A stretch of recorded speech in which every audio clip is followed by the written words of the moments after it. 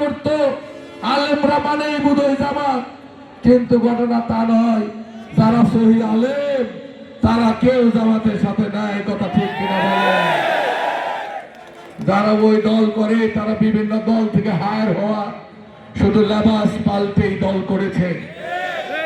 তারা যদি ইসলামিক দল হয়ে থাকে তাহলে রাতে রাতে টাকা দিয়ে ভোট কেন কিনতে গিয়ে ধরা বললো, বন্ধুরা ঠিক কিনা?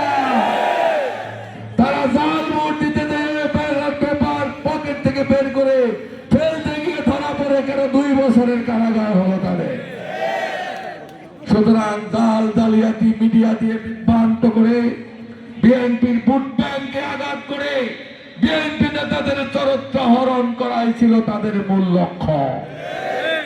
কিন্তু গাজীপুর একের ভোটাররা তাদের কথাই কর্ণপাত করে নাই। বন্ধুরা, আরেকটা কথা বলতে চাই, আপনারা কত ভোট পেয়েছেন ধানের শীষ গাজীপুর একে জানেন তো? কত? 2,10,000। মনে রাখেন ভালো করে, 2,10,000 ভোট পেয়েছেন গাজীপুর একের ধানের শীষ। কত ভোটের ব্যবধানে জিতেছেন? 60,000।